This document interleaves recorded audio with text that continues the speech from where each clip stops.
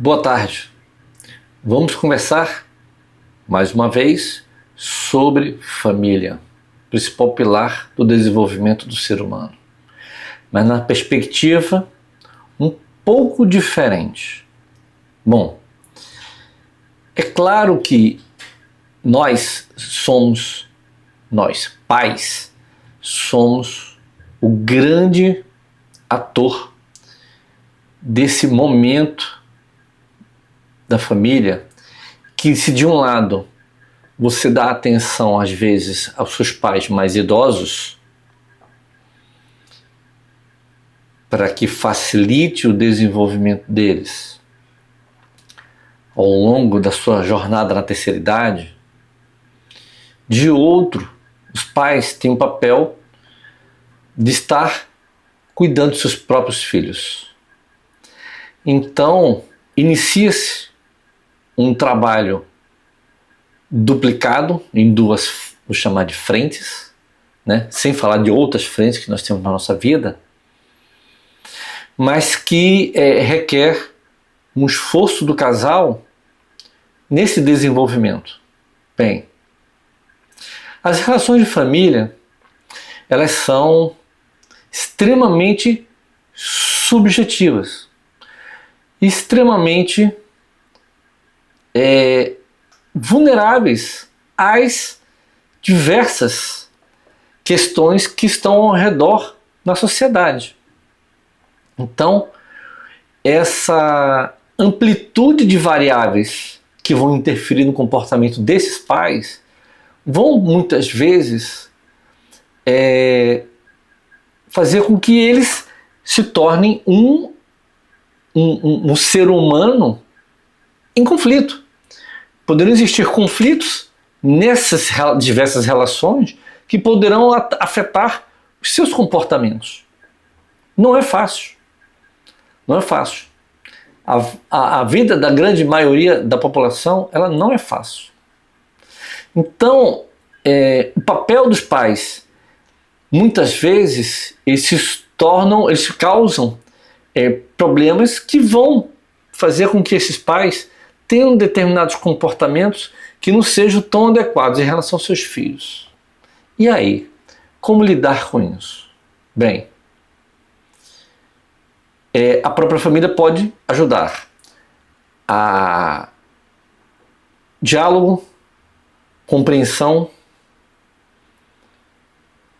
momentos de lazer, momentos de uma mais pura reflexão em debates para que você possa encontrar os fatores que possam ajudar as soluções. Mas se as soluções não são encontradas, então muitas famílias elas vão ter seus problemas específicos, pode ser de toda ordem, né? Pode ser de ordem financeira, de ordem emocional, de ordem intelectual, pode ser de ordem, assim, de toda forma vai afetar na sua estrutura, né? Os meios de relacionamento de amizade, de forma que a solução não é uma simples matemática que você faz 2 mais 2 igual a 4, mas na verdade um diálogo e uma busca de soluções que tem que ter um investimento emocional e de tempo muito grande. Mas muito bem, muitas vezes não se quer ou não se pode encontrar as soluções. E aí o que fazer? O que fazer é saber lidar com essas dificuldades, saber lidar com os problemas. Como? Bom, como disse, as variáveis são gigantescas, mas fato é isolar tudo aquilo que possa estar atrapalhando, tudo aquilo que não tem solução, ou que não se encontra uma solução. Quando eu falo isolar, é manter uma distância necessária para que você possa se concentrar no meio de vida melhor e ter como suplantar tais deficiências às vezes emocionais ou de outra ordem, né, em um outro modelo. Então, lidar com problemas, repito, problemas todos, sem exceção, temos, em diferentes ordens de grandeza, mas todos temos, isso é fato. A grande questão é como lidar com eles. Então, voltando à questão dos pais com problemas, se eles têm que buscar em si essas soluções. Buscar ajuda. Às vezes ajuda de um psicólogo, às vezes ajuda de um psiquiatra, às vezes ajuda de um profissional que possa orientá-lo e fazer com que ele encontre as melhores soluções dentro do contexto que ele está. Às vezes, as soluções elas não zeram o problema. Na verdade, você controla o problema. E às vezes tem que ser dessa forma mesmo. Não tem o que ser feito. A grande questão é como ajustar isso. Como estabelecer essas relações. E aí eu coloco, às vezes, algumas pessoas adultas nas situações em que os pais estão nesses conflitos, né? Às vezes envolve conflitos entre os pais em si, que podem até gerar uma separação. Então, esse trabalho de relacionamento e busca de soluções, ele pode te trazer uma contribuição para você ter uma vida cotidiana melhor. Bem, e aí? Bom, primeiro, nós temos que entender que as diferenças precisam ser respeitadas. Nem todo mundo pode ser do jeito que eu gostaria. Nem todo mundo é do jeito que às vezes gostaria de ser. A questão é respeitar. E aí, repito, você mantém as distâncias convenientes, às vezes, de cada um desses atores, dessas pessoas, e tentar manter esse relacionamento familiar da melhor forma possível. É óbvio, sempre tentando agregar, sempre tentando se juntar, mas na proporção daquilo que for possível, na proporção daquilo que for permissível por várias partes.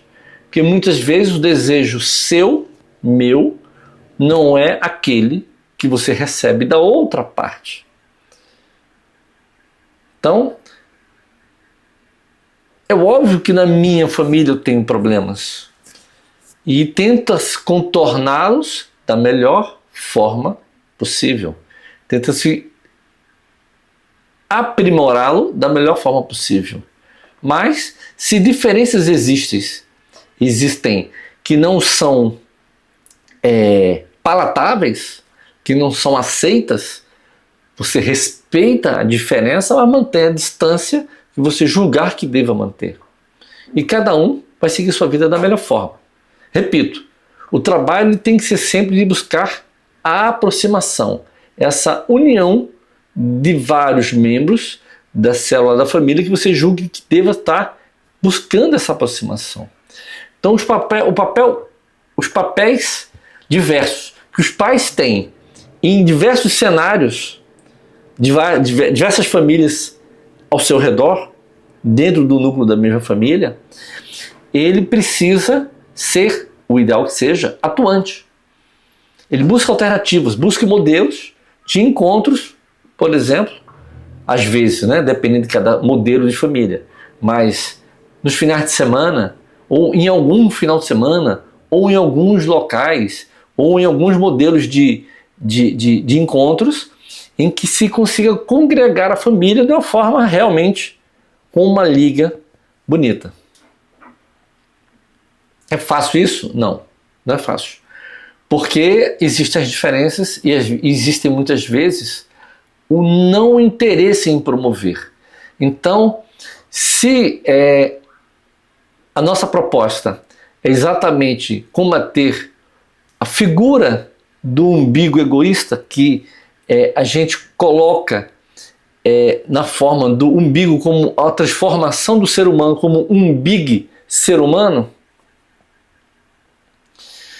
Às vezes, algumas pessoas elas têm algum tipo de interesse, de aspas, de desvio de comportamento que não permite isso. Então, o que você vai fazer é manter as conveniências de relacionamento e de distância que sejam possíveis e fazer com que o mundo gire e que as coisas aconteçam.